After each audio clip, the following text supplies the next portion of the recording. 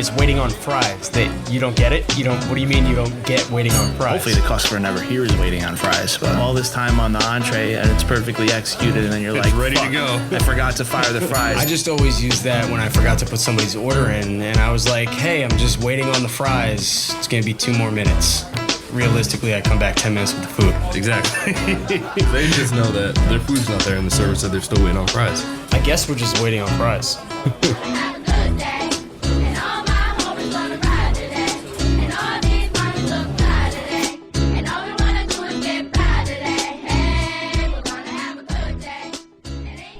We're days away from celebration, just days away. Can you believe it? What are we celebrating? Dude, come on. 75% capacity has just been announced throughout the city. Let's go. I'm sorry, I'm still on vacation. It's taking me a minute to respond. It's okay. My brain will kick in a I know minute. you're not excited about it because 75% capacity doesn't really do anything for you anyway. You're already essentially at the 75% capacity with the tables being filled and spaced out the way they are anyway, right? Yeah, you were definitely way more excited there than I was really. That pause was me trying to get my excitement level to match yours, and it wasn't happening. I know. We can't. I guess be so excited all the time about numbers going up. It is for no enticing that we're getting less, but so baby steps. So we're literally saying now that in New York State, we're going to be able to go up to 75% capacity. Not in the city, not yet. Not the city. So, Definitely not, because it's the city's a city. It's much more dangerous down there. what's the capacity right here that we're sitting in this room? 50%. No, how many people could be in this room? Oh, 49. 49 right now, or 49 previously to 50%? No. Like our posted occupancy on the wall is 49 seats. Okay. Which means 24 and a half is 50% capacity. How many seats are in here? How many actual seats are in here, or how many are we currently How many using? actual seats do we have currently? 49. Okay. All right. It seems like there's not 49. I'm looking around the room, and there's just I see two chairs. Yeah, I mean, there's 10 there, 2 there, 2 there, 2, 4, 6, 8, 10, 20, 40, 60, 2, 49. All right. So how's this going to affect you adding in a couple more areas for people to sit? Well, now we're only allowed to use 24 of the 49 seats. And now we'll be able to use 32. Okay. I've been in here, though. We've sat all these 34? seats, right? All these seats were pretty much sat when we were in here last time. I don't think it was a crazy amount of people in here or anything. No, we've been. Well, there's only. We took off There's more chairs downstairs. Okay. Yeah. All right. The truth comes out. There's more chairs downstairs. Yeah. So I'm sorry. I thought you meant in real life. Yeah, no, I'm just looking around here, and I'm thinking that now that we add on a little bit more capacity, we can maybe figure out how to add another table in here somewhere and get some more seating happening, and try to make sure the bills get paid easier. Unfortunately, the capacity isn't going to help us too much, except for the ability to maybe put a couple more seats at the bar here and there, because we do still have to follow the distancing and partitioning stuff. So while you may be able to put more people, the space doesn't allow to squeeze another table in without being too close. So, with the protocols, with the current protocol of proximity, it really only does is allow you to move your 4 tops back to 6 tops.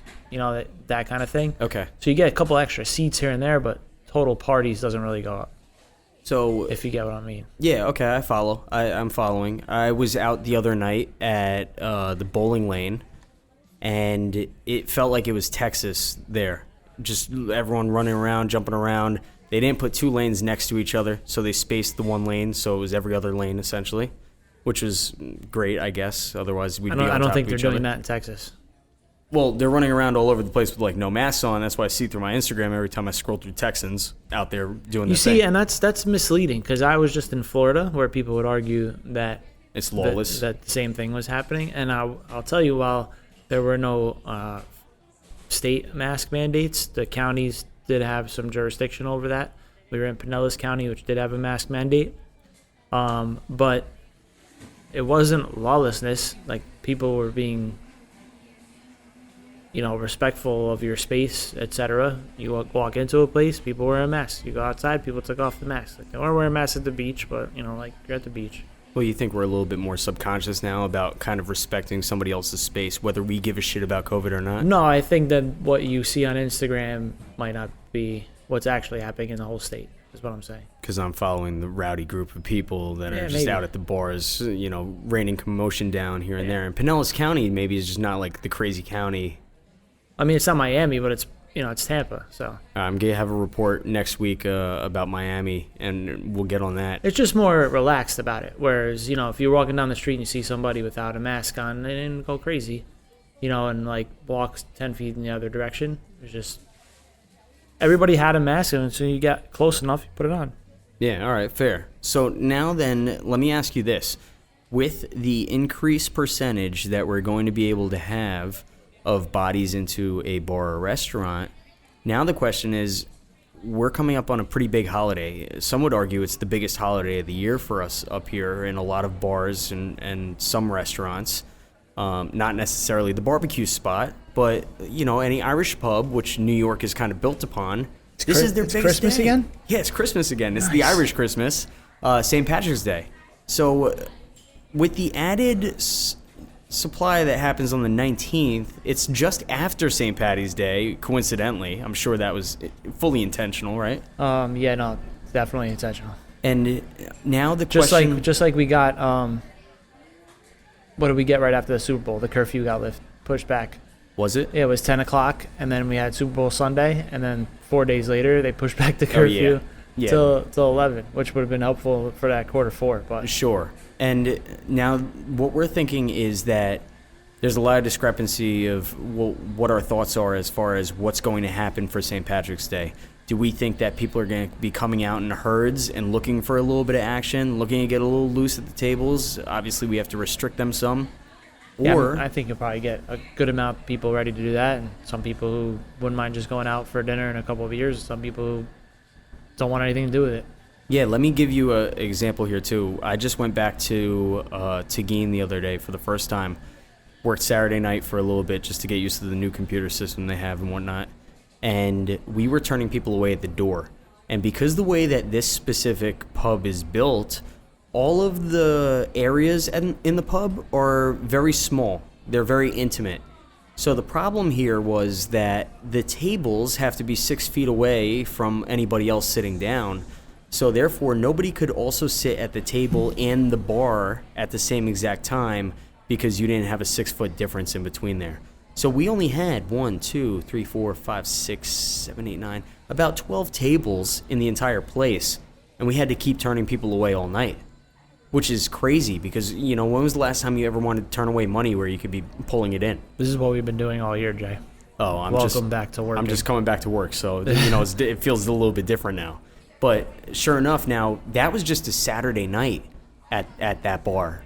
What's going to happen now on St. Patty's Day? Like, are people going to be fighting for spots? Is there going to be a line outside? Do we have to put a 90-minute limit to tables? That way people could be in and out. And then with that said, are we risking blowing the pot by putting 90-minute limits to tables where at some point there's no more line anymore outside and then we can't fill the tables? Well, you're going to have to use your judgment, right? Well, you make one call at the beginning, you pivot the call midway through. Yeah. Can't you see, there's nobody else waiting. I don't have to enforce this 90-minute rule right now. Yeah, or at 5 o'clock or 6 o'clock, then does it get super busy out of nowhere? And then we go, oh, we got to start enforcing 90 minutes on tables now. We actually put a gentle reminder on the bar. It's just a little card that sits in front of the seat. Yeah. And it just says, just what we're talking about. It says, due to capacity limitations, please try to keep your visit to 90 minutes. Yeah. So that people waiting might be able to sit down, and that's it.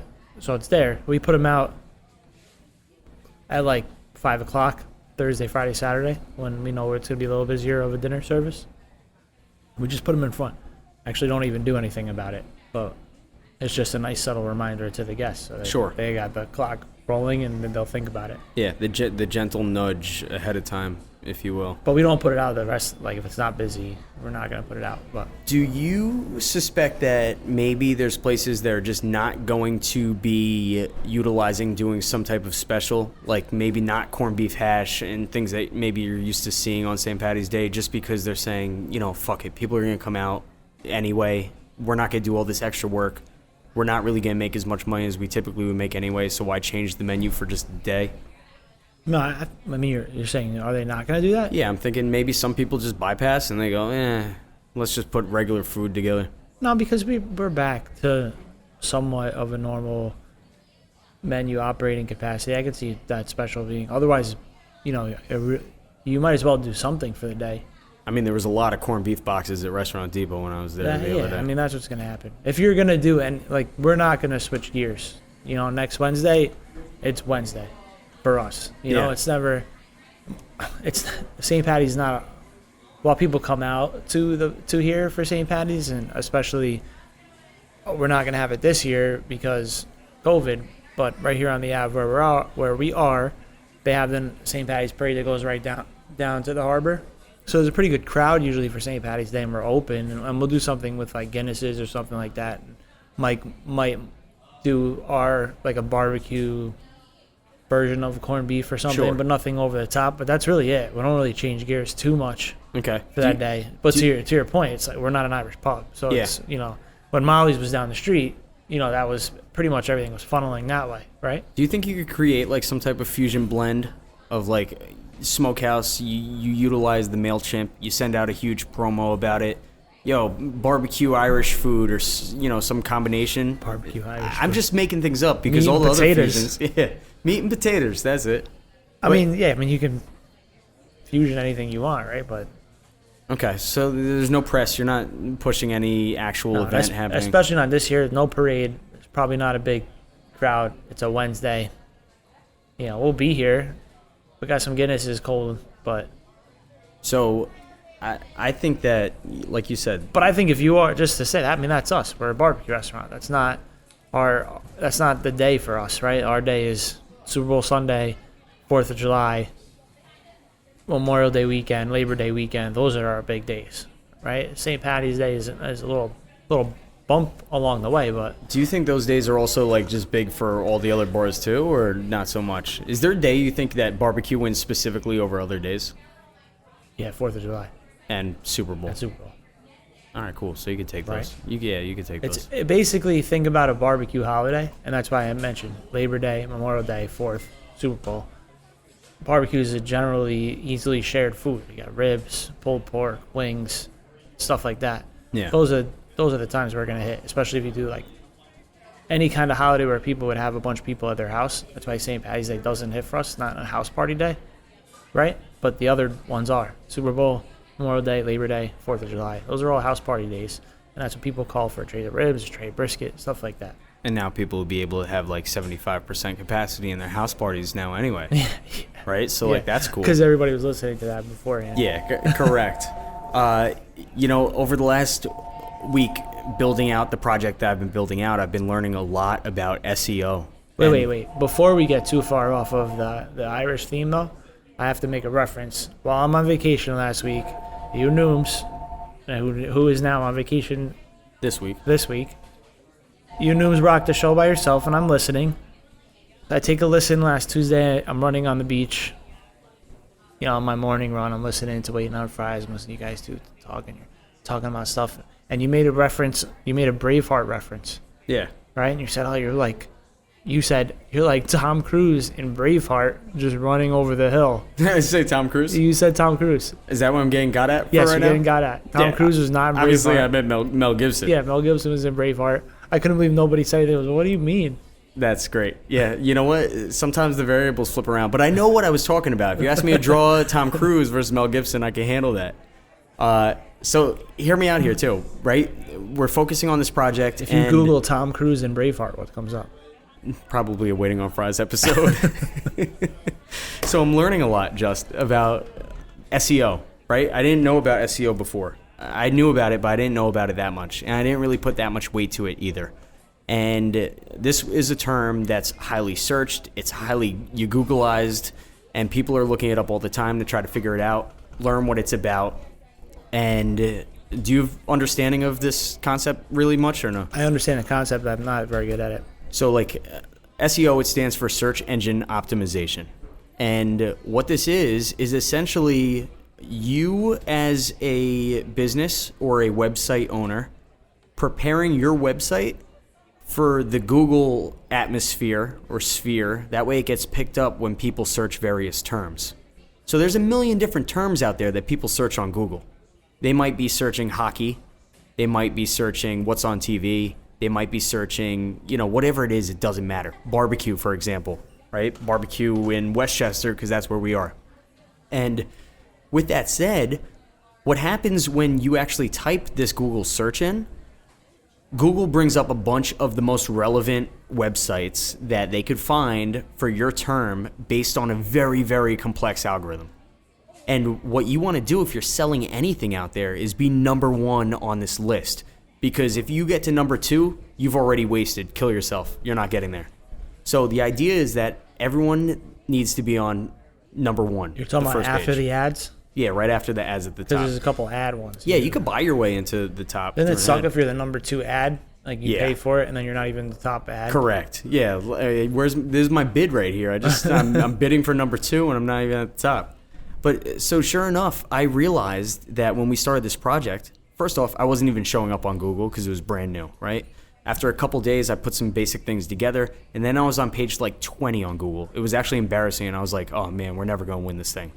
So I started tweaking over the course of probably the last month and a half, and I've been tweaking this thing so much to the point now where under one specific search term, I'm at the bottom of the first page now.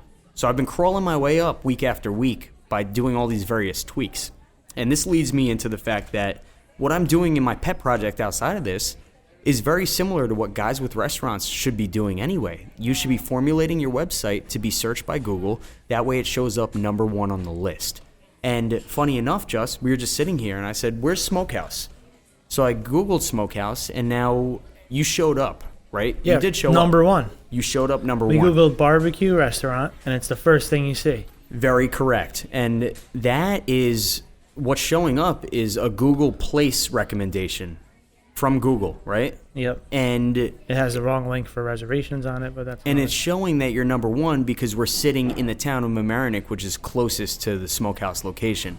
And then I'm sure you see a couple other barbecue spots up there too that maybe are still close proximity to where we're sitting right now too, right? So you're not showing up in, the town across the water as Westchester Barbecue.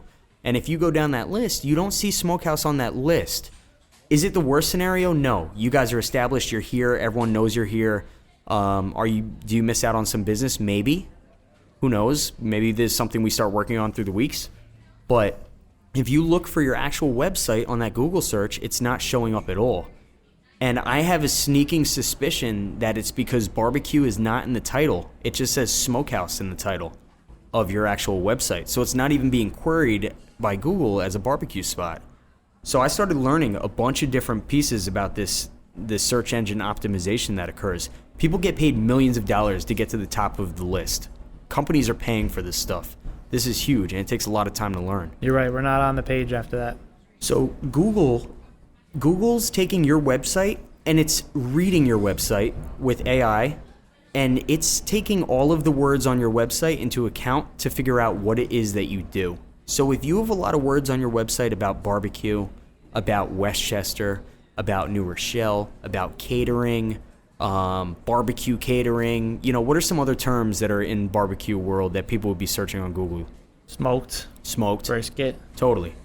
So if we start working on the Smokehouse website to the point where we start making sure that these keywords are showing up on every single page, and then we go back to Google and say, hey, look at our website again, Google's going to start factoring these things in. And you have a super huge piece working for your advantage on your website and Smokehouse in general, and that's being on everybody else's website. So Google uses kind of like a point validation system where if your website shows up on somebody else's website that's like a valid, reputable website, it gives you a point. Shows up on another website, you get another point. So you've amassed so many points between all the wing trophies or barbecue trophies and things that you've done throughout the years where your website is all over these sites, and instantly Google's going to say, why is this not number 1? Look how many websites they're on. This is like a prime contender. So doing a few simple tweaks can actually bring your website up tremendously. So Why am I not number one then? Well, if we I'm didn't- on all those websites. Well, because we don't have enough terms on the website of barbecue. So I gotta go in there and start putting barbecue all over. And start branding in the barbecue sense. Not in images, but actual words. And interestingly enough, images also count. Images now have Should the name of the image be like when something you barbecue. save an image, right? Yeah, correct. So that matters. Not like DCF50. Yeah, let's not DCF it. But there's also in the coding, there's a code, and it's called an alternate image tag, where you can actually just type in smokehouse, barbecue, brisket, New Rochelle, or Mamaroneck. And this is going to help Google bring these terms up when people search also. Is this a generally easy thing to do? Or do you need to hire a web developer? It takes months to do it. It takes months. It's not instant. Why is it starting to sound like an infomercial? Nope, it takes months to do it. It's not instant, because if it was instant, everyone would game Google, and then it would be over. So it takes time to actually crawl your way up to the top. All I'm suggesting, though, is I think that since you're in the public space, you're on enough websites as it is right now, Smokehouse can easily kind of get to the top of that list without really doing too much work. I think the work that has to be done is probably pretty minimal, and you could probably do it yourself. Now, take other guys out there, for example. They don't really do their own websites. They have somebody doing their website for them. What they need to do is take their website domain, that's a keyboard, put it into an SEO checker. What kind of keyboard do you have? That's an interesting sound. They need to put it into an SEO checker, and this will tell them where their website wins and where their website loses. And if you're paying a company to do your website, then you need to tell them, hey, we need more words about this, or we need more words about that. Those companies that are on retainers, they don't give a shit about your company. They don't. They know some general ideas about how to get you up a little bit higher, but they're not busting their ass like you would bust your ass for your company's success. So I think that, with a couple different little additions to the page. Nor should you really expect them to. No, totally. Another big piece, too, is like these blog posts. You post onto the website these little articles, maybe about brisket, maybe about an event you did, maybe about a beer release that you have. And over the course of the year, you do a bunch of these, and this gets locked into a time capsule on Google. And then these words help Google decide that you're very important in your space that you're trying to brand towards. So ideally, we know that although Smokehouse is a barbecue restaurant, we don't necessarily count Smokehouse as traditional barbecue in the sense where you go get a quarter-pound slab of, whatever it is that you would get in, some other place. However, we've got smokers going off in the back at all firing ranges here, nonstop. The wings are smoked. Like it is, we could brand the barbecue onto Google, and we could check back in a month and see how high we are on the list now. Is there anything into thinking about, instead of saying barbecue, but what people search more often? Like even if we're a barbecue restaurant, is there a different search you want to hit instead of barbecue? You get what I'm saying? You think, is there a different term that you could use that's not barbecue that somebody would search? Yeah, because No. barbecue is like pretty specific, right? Yeah. But like, okay, here's a reference. Remember when we were talking to John and Morgan, and they were talking about the Uber Eats and seeing like the top 10 things that people eat, and they were trying to hit on those points in the menu. So if people are ordering these things, then you should be selling these things, kind of, etc. Is there some theory to doing that with like your optimization? Like, what are the top 10 things that people Google when they're hungry? Yeah. Not necessarily just barbecue, right? Because if you're trying to focus on barbecue, then you're only going to get people that are looking for barbecue. I'm with you. So where right now the top of the Smokehouse page just says Smokehouse and there's no tagline to like help define it for Google, maybe you could put Smokehouse, a colon, and then after that put home of, Westchester's best brisket, right? Brisket's something that people would Google, I think. I mean, that's still going to be a niche.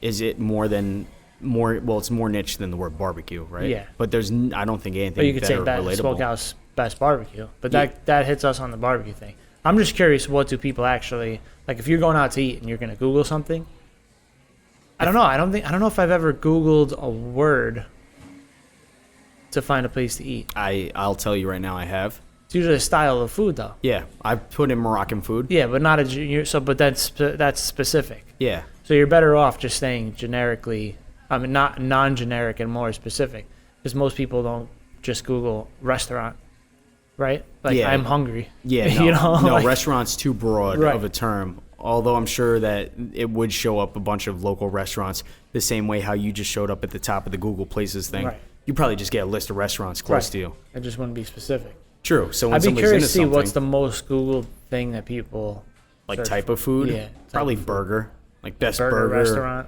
something like that. Yeah, best burger, best pizza.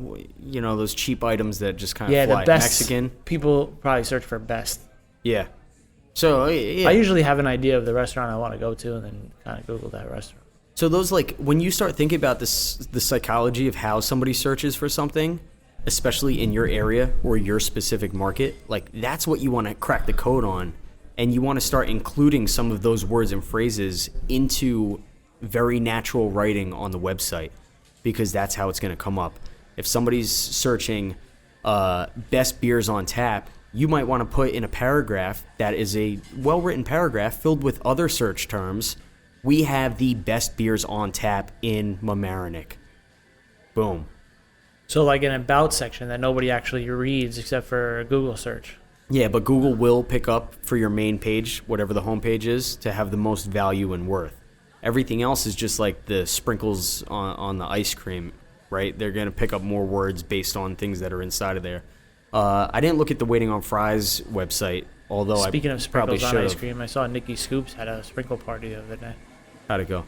It looked like fun. There was sprinkles raining down from above. Yeah, that was an episode about seven ago where we started learning about Nick DeBona and doing the entire Bona Bona ice cream, which he's actually opening up in Delray Beach, Florida, at a what is it? They're like building a big building, and it's going to be called like the Delray Market or something to that extent. Nice. So that I actually wish is it going was to be in pretty Tampa. cool.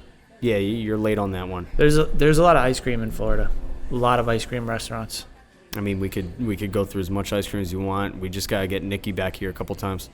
No, I'm saying in Florida though.